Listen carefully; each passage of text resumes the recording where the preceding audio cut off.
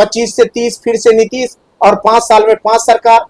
चोर दरवाजे से मुख्यमंत्री बन जाते हैं कुछ और, लेकिन सत्ता जनता की बपोती थी, जनता की बपोती है और जनता ही की ही बपोती रहेगी। 6 साल में 6ठी बार सरकार बनेगी।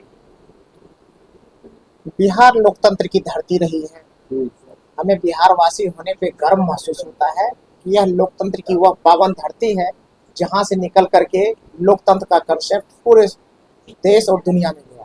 लेकिन आज मैं हैरान हूँ, परेशान हूँ और चिंतित और व्यथित हूँ। इसलिए नहीं कि मैं राष्ट्रीय जनता दल का एक साधारण विधायक हूँ, इसलिए कि एक जिम्मेवार और जवाबदेह नागरिक हूँ इस देश का, समाज का। और आज लोकतांत्रिक मर्यादा में हम लोग जी रहे हैं, लेकिन पिछले कुछ दिनों से जो लोकतंत्र का एक गंदा खेल बिहार की धरती पे खेला गया है, 5 साल में 5 सरकार, और जनता चुनती है किसी का चेहरा दिखा करके, सत्ता और साजिश हो जाता है कुछ और, चोर दरवाजे से मुख्यमंत्री बन जाते हैं कुछ और। इसको लेकर के चिंतित हो, व्यथित हो। और क्या मन में यही प्रश्न आता है, क्या यही लोकतंत्र है कि चेहरे दिखाओ कुछ और, 25 से 30 फिर से नीतीश, और 5 साल में 5 सरकार। अब कौन ठिकाना कि ये जो सरकार अभी बन रही है, ये सरकार कितने दिन रहेगी या नहीं रहेगी। और मुझे तो लगता है जिस तरह से हमारे नेता ने, तेजस्वी यादव जी ने कहा है कि सम्राट चौधरी जी अपना पगड़ी बचा करके रखिएगा, पगड़ी पर विजय बाबू की नजर है, तो यह खेल जो बीजेपी के अंदर ही अंदर चल रहा है, जो आगे सलक रही है, वो कब ज्वालामुखी बन के फट जाएगा वो कुछ कहा नहीं जा सकता है। इसलिए चिंता और व्यथित है इस लोकतंत्र पर और बिहार पे कि यह सरकार बदलने का खेल फिर से कहीं शुरू हो। विधायक जी, सम्राट जी ने पाठशाला वाले बयान में कहा है कि सत्ता किसी की बपोती नहीं है। तो पत्रकार महोदय, मैं कहना चाहता हूं, सत्ता किसी की बपोती नहीं होती है, बात सही है, लेकिन सत्ता जनता की बपोती थी, जनता की बपोती है और जनता ही की ही बपोती रहेगी। इसलिए किसी को घमंड करने की जरूरत नहीं है, चाहे वो कोई हो। एनडीए के लोग कह रहे हैं कि पाठशाला के बाद में तेजस्वी यादव भी तो 2 बार नीतीश कुमार के पाठशाले से निकले हैं। तो नीतीश कुमार जी को भी याद रहना चाहिए, अगर लालू यादव जी नहीं होते, गरीब कमजोर वंचित और मजबूरों के मसीहा के रूप में लालू प्रसाद यादव जी नहीं होते, तो आज किसी को इतना मुंह में बोल ही नहीं होता है किसी पिछड़े गरीब कमजोर और वंचित को कि आज मुख्यमंत्री का कोई सपना भी देख सके और सपना और अपने इतना 21 साल का अस्थायी शासनकाल भी कर ले। इसलिए अगर आज यह देन है, वो कमजोरों को वह ताकत देने का काम आदरणीय लालू प्रसाद यादव जी ने किया। कमजोर वंचित और अकलियतों को मजबूत करने का, हौसला अफजाई करने का काम वो लालू यादव जी और उसकी विचारधारा की ताकत रही है कि लोग इतना दिन शासन कर। मुख्यमंत्री नहीं बनते। अरे भैया, मैं तो वही कह रहा हूँ कि सम्राट चौधरी जी आज थोड़ा सा ज्यादा ही उत्साह में कुछ और बोल रहे हैं सर कि लालू प्रसाद यादव ने अत्याचार किया तभी जाकर वो मुख्यमंत्री आज बनता है। तो लालू जी, अगर आप पे अत्याचार किए तो आपको मंत्री कौन बनाए? आपको मंत्री कौन बनाए, इसका जवाब दीजिए। आप किसके पार्टी में और किसके सरकार में आप मंत्री थे? आप वो बात भूल जाते हैं। दूसरी बात याद रखते हैं कौन आप। कोई आदमी जेल जाता है तो अपने अपराध की वजह से जाता है। कोई आदमी जेल जाता है अगर यह इधर की कोई आपराधिक गतिविधियां में, तो वो अलग बात होता है। अगर राजनीतिक षड्यंत्र बड़े स्तर पे न हो तो छोटे स्तर पे लोग को कोई किसी को फंसाता है न, वही अपने कारनामे की वजह से जाता है। गौतम जी, 2 सवाल है। कल बिहार के खजाने के बारे में भी सदन में आपने चर्चा विपक्षी से सवाल उठाया गया। तेजस्वी यादव जो उसने आंकड़े में जो है बता रहे थे उसमें गड़बड़ कर दी। तेजस्वी यादव जी कोई आंकड़े में गलती नहीं किया। 40,000 का पहले कर्जा लिया गया, 12,000 का कर्जा लिया पेंशन देने के लिए, ये जानकारी होनी चाहिए। और एक बात और मैं कहना चाहता हूँ, स्पष्ट कहना चाहता हूँ, आज खजाने खाली कैसे नहीं हुए? ये चुनाव में जिस तरह से सरकारी धन का बंदरबाट हुआ, आज उसी की वजह से आप किसी भी विभाग में जाइएगा, आपका डिमांड लगा हुआ है लेकिन आपको मिल नहीं रहा है। पूछ लीजिए, जाकर पूछ लीजिए। डिप्टी सीएम सर भी बोले थे कि जो खजाना जनता देखती है कि विकास देखती है। जनता को खजाना और विकास दोनों से मतलब है, क्योंकि जनता अंतिम रूप से मालिक हमारी है और हम लोग उनके नौकर हैं। तो जब खजाना में पैसा ही नहीं रहेगा तो विकास कहां से होगा? और विकास के काम रुक जाएंगे तो जनता पूछती है ये विकास का काम रुका हुआ क्यों है? तो लोग कहते हैं, विभाग कहते हैं, अधिकारी कहते हैं, नेता कहते हैं, मंत्री कहते हैं कि खजाने में पैसा नहीं है। इसलिए दोनों जानकारी जनता के पास होती है। खजाना खाली से भी मतलब होता है और विकास से भी मतलब है। खजाना भरा हुआ हो रहेगा तो विकास के काम चलेगा, रोड बनेगा, पुल बनेगा, पुलिया बनेगा, नहर बनेगा, सब कुछ बनेगा। लेकिन अगर नहीं खजाना खाली रहेगा तो सब काम पेंडिंग रहेगा, हवाबाजी चलता रहेगा, तोड़ मरोड़ चलता रहेगा। ये होगा। नीरज कुमार आज एक बयान देते हुए नजर आते हैं, तेजस्वी यादव को गुंडा कहते हैं। कौन कहे हैं? नीरज कुमार। नीरज बाबू को कहिएगा कि भैया नीतीश कुमार क्या कहते हैं, तेजस्वी यादव जी गुंडा हैं, तो सम्राट चौधरी जी के बारे में आपका क्या ख्याल है, थोड़ा ये स्पष्ट कर दीजिए। समाजवादी विचारधारा सब पाते हैं, डॉक्टर लोहिया को ही मानते हुए होंगे आप, तो बताइए कि लोहिया ने कहा था सड़क जब सन्नाटा हो जाता है तो संसद आवारा हो जाता है। क्या विपक्ष सड़क पर उतरेंगे खजाना खाली को लेकर और तमाम मुद्दे भी जनता का हिस्सा है?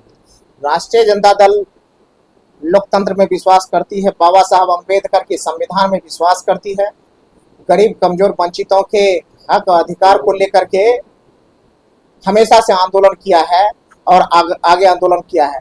आज जितना भी कमजोर वंचित और मजबूरों के हक की लड़ाई की बात हो या अधिकार की लड़ाई की बात हो, आरक्षण की बात हो, वो कहीं न कहीं उसका सूत्रधार राष्ट्रीय जनता दल ही रहा है और ये समाजवादी विचारधारा की पार्टियां ही रही है। इसलिए लालू यादव जी, तेजस्वी यादव जी को कोई नसीहत की जरूरत नहीं है। ये हमेशा आंदोलन से निकला हुआ नेता है और आंदोलन में विश्वास करती है। आज खजाना खाली हो जाए या गरीब कमजोर वंचितों के हक और अधिकार की लड़ाई लड़ने की बात हो, हमेशा से राष्ट्रीय जनता दल और उसकी सिपाही लड़ने के लिए तैयार है, आगे बढ़ने के लिए। लालू प्रसाद यादव को लेकर जब गृह मंत्री थे सम्राट चौधरी तब अपराध हो रहा था, लेकिन अब जब मुख्यमंत्री बने हैं तब अपराध अपने चरम पर है। आए दिन कहीं भी चोरी हो रही है, कहीं भी मर्डर हो रहा है, कहीं भी बलात्कार हो रहा है। सम्राट चौधरी जी जितना अभी बयान देने पे ध्यान दे रहे हैं, उतना अगर अपने क्रियाकलाप पे ध्यान दे दे तो शायद कुछ भला हो जाएगा इस बिहार का। मैं स्पष्ट करना चाहता हूं, कल भी गया में हत्या हुई है एक महिला की, आज भी 10 साल के एक युवती का कंबल में लपटा हुआ लाश मिला है पटना सिटी में। तो हम कहते हैं खगड़िया हो, मधेपुरा हो, सहरसा हो, बेगूसराय हो, जहानाबाद हो, पटना हो, दरभंगा हो, हत्या तो रोज हो रही है। बहन बेटियों की इज्जत तो रोज लूटी जा रही है। और वो हमारे जो कल के गृह मंत्री और आज हमारे जो माननीय मुख्यमंत्री जी वो कहते हैं कि हम अपराधी को पताल से निकाल के उसको निकाल लेंगे। तो हम कहते हैं पताल जाने में कितना देर लगता है और पताल से आने में कितना देर लगता है, माननीय मुख्यमंत्री जी यह स्पष्ट कर दीजिए। पिछले 4 महीने से आप सरकार में, पिछले 4 महीना से आप सरकार में हैं, तो अपराधियों का ना मनोबल टूट रहा है, ना अपराध रुक रहा है, ना बहन बेटियों की सुरक्षा बढ़ रही है, ना बहन बेटियों का हौसला अफजाई हो रहा है, ना भ्रष्टाचार रुक रहा है। तो ये आखिर कब रुकेगा? एक समय सीमा आप बता दीजिए कि हाँ पताल जाने में इतना दिन लगा है, पताल जाने से आने में इतना दिन लगेगा, उसके बाद काम हो जाएगा। मिथिलेश तिवारी साफ साफ तौर पे कहे थे कि सरकार को बने हुए अब छठी भी नहीं हुई। कौन है मिथिलेश तिवारी जी? विधायक है। अरे भैया बड़े बड़े का बात नहीं है, छोटे से क्या सवाल करना, दूसरा बात पूछिए आप। सर, लालू प्रसाद यादव के बारे में कहा जा रहा है कि आरएसएस का घुटना टेके, सम्राट चौधरी बोल रहे हैं कि आरएसएस का घुटना टेके तब जाकर सरकार बनाता है। राष्ट्रीय जनता दल किसी के सामने में घुटना नहीं टेकता है। राष्ट्रीय जनता दल कमजोर वंचितों के अधिकार को लेकर के लड़ने वाली पार्टी है। अगर राष्ट्रीय जनता दल आरएसएस के सामने घुटना टेकी होती है तो हमारी विचारधारा बदल गई होती, हम उससे गठबंधन कर लिए होते, हम उनके नेताओं को कभी हाँ में हाँ मिला दिए होते, सदन से लेकर सड़क तक उसको कभी घेरने का काम नहीं करते और लालू यादव जी को जेल जाने का कभी नौबत नहीं आती। इसका मतलब यही है कि सरकार जो आवश्यक संख्या बल चाहिए था वो किसी न किसी परिस्थिति में कोई किसी को दे देता है, वो अलग बात होता है। और सरकार बनाने के नाते किसी से समर्थन ले लेना अलग बात होती है, लेकिन विचारधारा पे समझौता होता है, विचारधारा पे अपना लेना ही घुटना टेकना होता है। लेकिन राष्ट्रीय जनता दल हमेशा से गरीब कमजोर वंचितों, बाबा साहब अम्बेडकर, कर्पूरी ठाकुर, राम मनोहर लोहिया, जगदीप बाबू और लालू यादव जी खुद की विचारधारा को लेकर के चलने का काम किया है, इसलिए तो जेल जा रहे हैं, इसलिए तो आज ईडी सीबीआई के छापे पर रहे हैं, इसलिए तो गरीब कमजोरों की हक की लड़ाई के लड़ने के लिए लालू यादव जी खड़े हैं, तेजस्वी यादव जी खड़े हैं। और जो लोग उसके सामने घुटका टेक दिए थे वो उनके साथ मिले हुए मलाई खा रहे हैं। विधायक जी कल विधानसभा सांसद राघव चड्ढा भी बीजेपी ज्वाइन किया, इस पर क्या बोलेंगे? कुछ लोग क्या कहते हैं, शेर की खाल ओढ़ करके जंगल में आ जाते हैं और वक्त आने पे वो बदल जाते हैं। तो इन लोगों पे जो वक्त वक्त के अनुसार आते हैं, नफा नुकसान को देखते हुए और फिर चले जाते हैं, ऐसे बेईमान और गद्देदारों पर मुझे कुछ नहीं कहना है। लेकिन उनका एक बयान अभी तेजी से वायरल हो रहा है जिसमें वो कहते हुए नजर आ रहे कि भारतीय जनता पार्टी गुंडों की पार्टी है, लेकिन कल वो बीजेपी में ही जाके जुड़ जाते हैं। अनपढ़ और गुंडों के पार्टी। राघव चड्ढा जी को चाहिए बीजेपी ज्वाइन करने से पहले बीजेपी के लोग जितने भी नेतृत्व करता है उनको गंगा जल से नहाए, गोबर से नहाए, तब जाके उसको शुद्धिकरण के लाए। क्योंकि आज आपको कल कुछ कहा है, आज फिर कुछ कहेगा, फिर कल कुछ कह के निकल जाएगा। इसलिए इन लोगों का पहले शुद्धिकरण होना चाहिए। आखिरी सवाल सर, महिला आरक्षण पे क्या कहिएगा? निंदा प्रस्ताव भी लाया गया 33। महिला आरक्षण का हम लोग समर्थक हैं, बशर्ते कि महिला आरक्षण में भी आरक्षण की व्यवस्था होनी चाहिए। गरीब, कमजोर और वंचितों की बहन बेटियों पे हकमारी हो जाए, उनके हिस्सा को मार दिया जाए, ये राष्ट्रीय जनता दल कभी बर्दाश्त नहीं करेगा। इसलिए हम चाहते हैं कि आरक्षण आए, माता बहनों को आरक्षण मिले, लेकिन यह आरक्षण गरीब, कमजोर, वंचितों की बहन बेटियों को भी लाभ दे। और एक बात और कहना चाहता हूं, बिहार में अभी सत्ता का क्या कहता है, मंत्रिमंडल का विस्तार होना है। अगर इतनी ही चिंता है बीजेपी के लोगों को, तो अपने मंत्रिमंडल में 33% आरक्षण कर दे महिलाओं के लिए, हम स्वागत करेंगे उनका।